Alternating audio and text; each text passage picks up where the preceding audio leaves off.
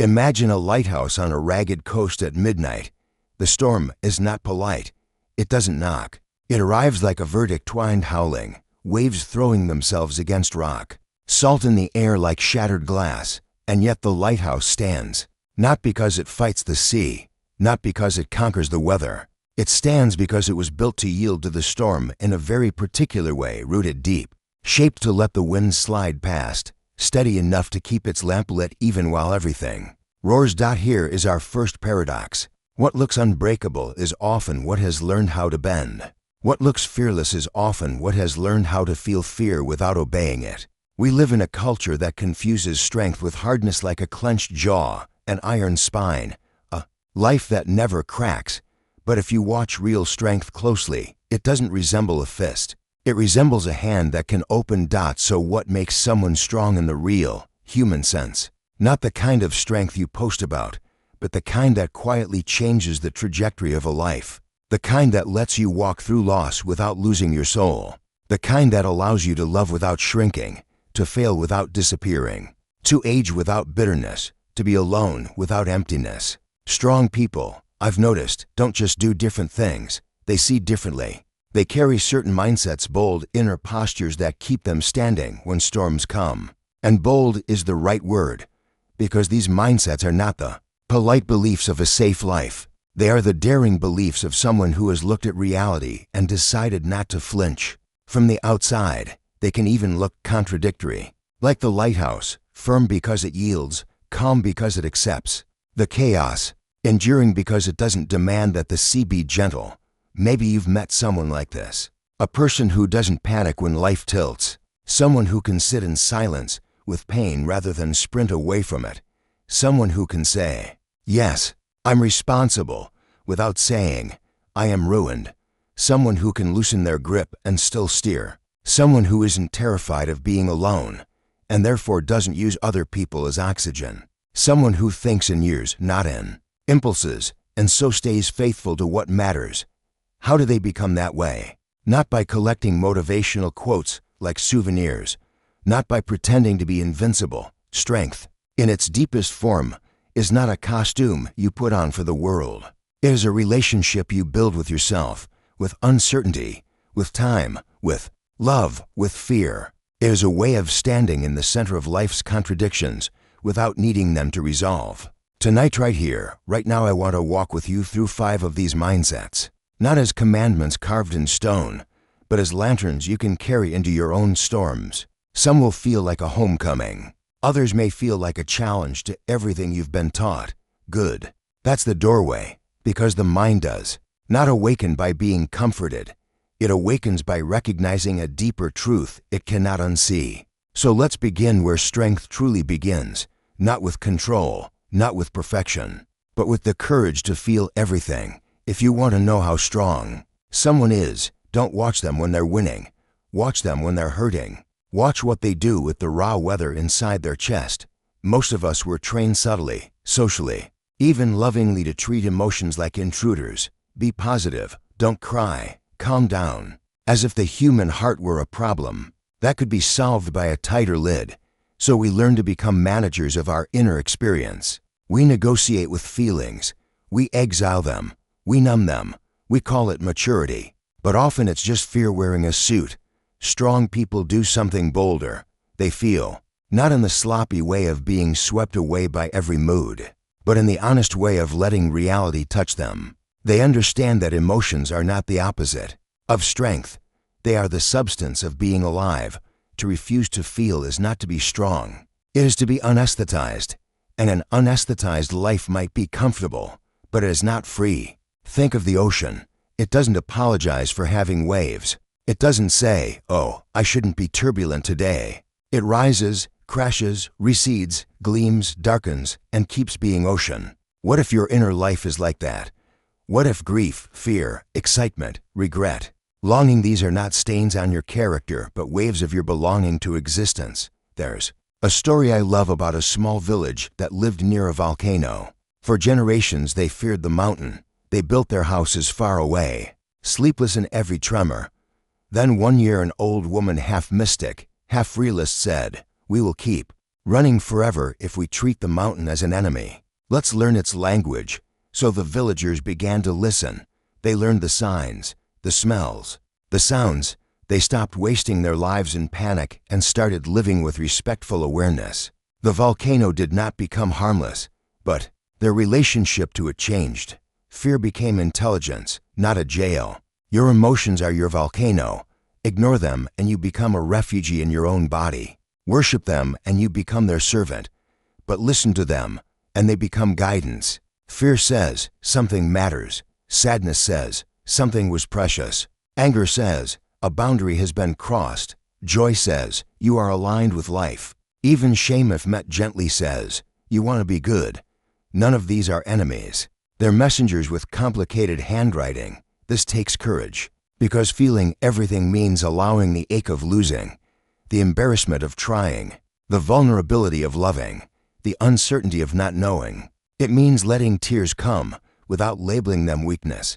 It means sitting with loneliness instead of drowning it in noise. It means being brave enough to be human. And here's the hidden gift. When you stop fighting what you feel, you gain energy you didn't know you were spending. Strong people aren't strong because they don't break.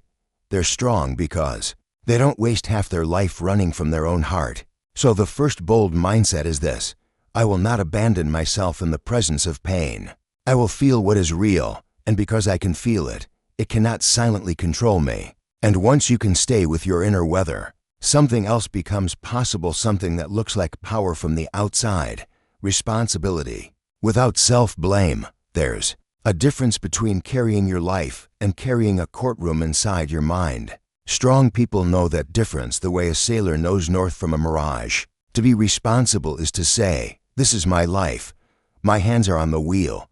But to blame yourself is to say, everything that goes wrong proves I am defective. One is power, the other is poison. And many of us swallow the poison while thinking we're drinking courage. Picture an archer standing in a field. The target is downrange, the wind unpredictable. The archer doesn't rage at the sky. How dare you blow like that? Nor do they lower the bow and declare, I'm worthless because there's wind. They do something simpler, more adult, more alive. They adjust their aim. This is responsibility without self-blame. It's the willingness to look at what happened and ask, what part of this is mine? To learn from, without asking, what's wrong with me? Strong people don't deny their mistakes. They just refuse to turn mistakes into identity. You can hear the difference in their inner language. They don't say, I am a failure. They say, that failed. They don't say, I'm broken. They say, I'm hurting. They don't say, I always ruin things. They say, I chose poorly there. I'll choose differently next time. The shift is tiny in grammar, enormous in destiny. Why is this mindset bold?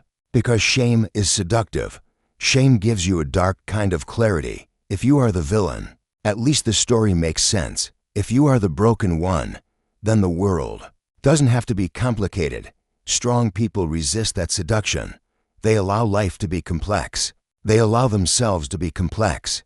They also know something almost scandalous. You can be accountable and compassionate at the same time. In fact, accountability without compassion becomes brutality. Compassion without accountability becomes drifting. Strength is the marriage of both. Maybe you grew up in a house where love was conditional, where mistakes were met with withdrawal or contempt. In that world, self-blame is a survival skill. You blame yourself to keep believing you can control the love you need. If it's your fault, then maybe you can fix it. But what begins as survival becomes a cage. Strong people step out of that cage. They take responsibility not to punish themselves, but to free themselves. Because responsibility is the only real door. If you own your choices, you can change your choices. If you only own your shame, you stay stuck proving your shame right. So the second bold mindset is this: I will own my life without hating myself for being human. I will learn, adjust, repair, begin again. Not because I am bad, but because I am alive. And when you stop whipping yourself for every gust of wind, you discover another kind of strength rising, one that doesn't come from tightening your grip, but from loosening it. The strength of flexibility over control. Control is a strange god.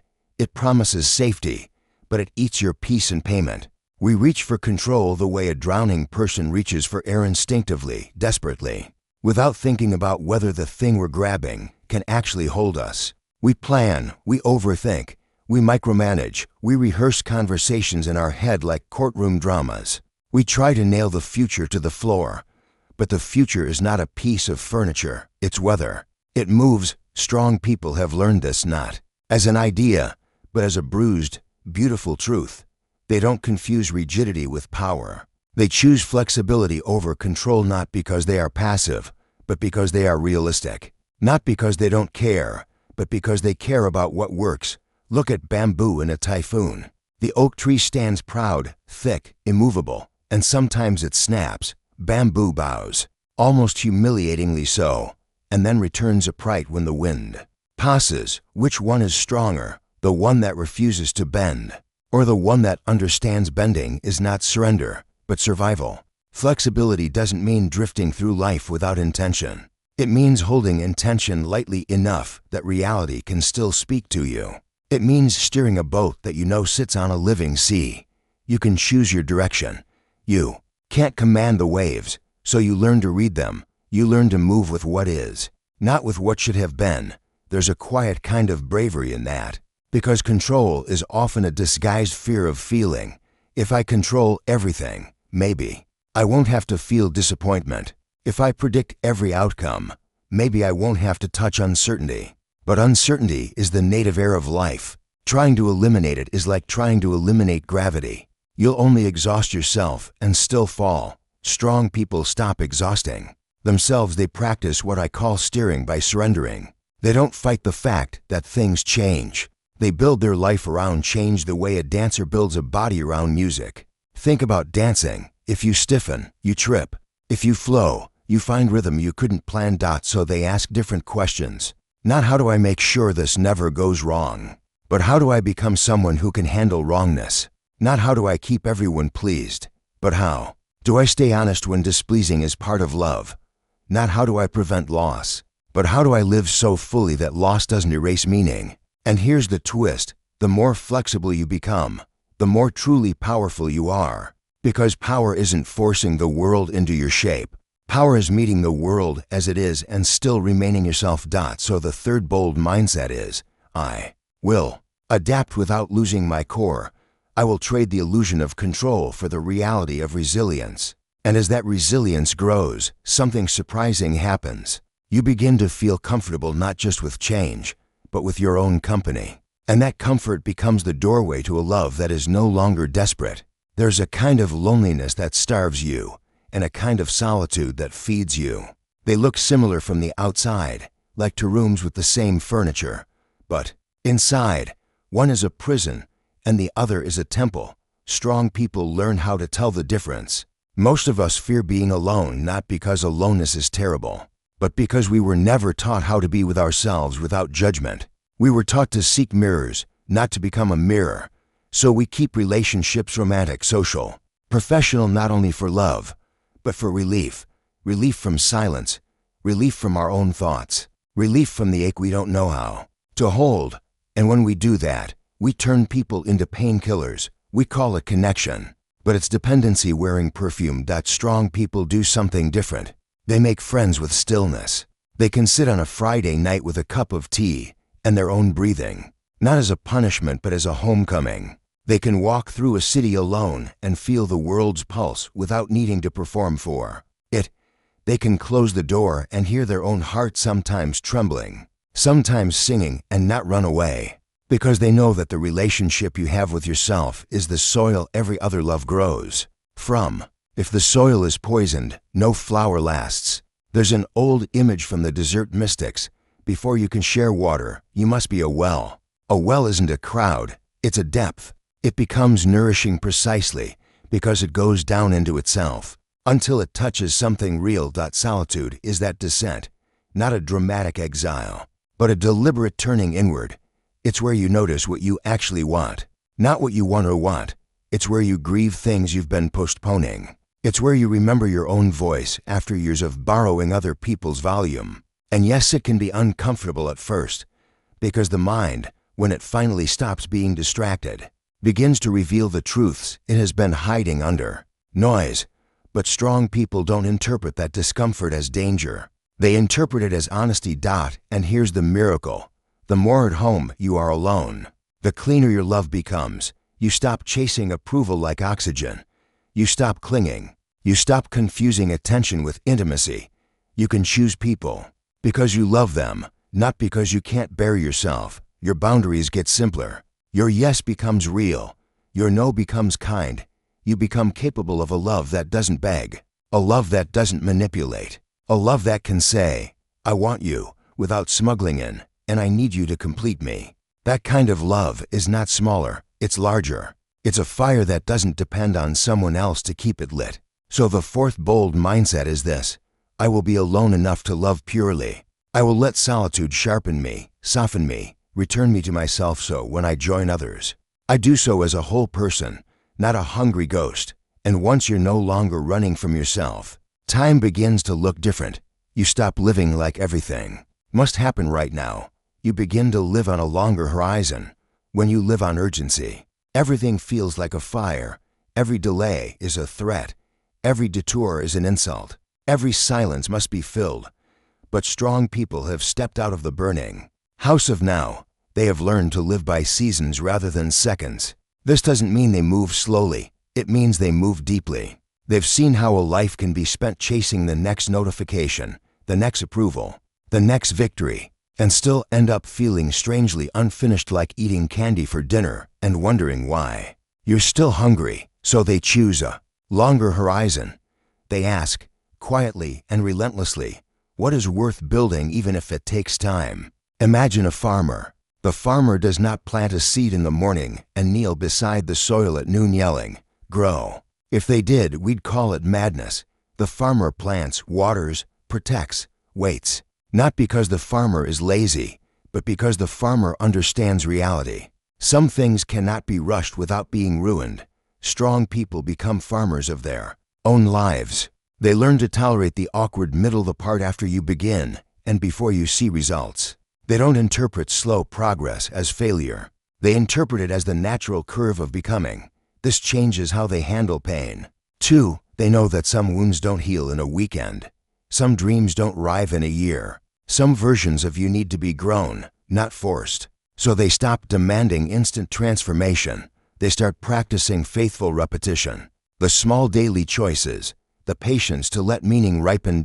And in a way, this is a spiritual posture, because long horizon thinking requires trust, not blind trust in a perfect outcome, but trust in the process of life itself. Trust that growth is happening even when you can't see it. Trust that your worth is not measured by speed. Trust that you are allowed to be a work in progress without calling yourself a disappointment.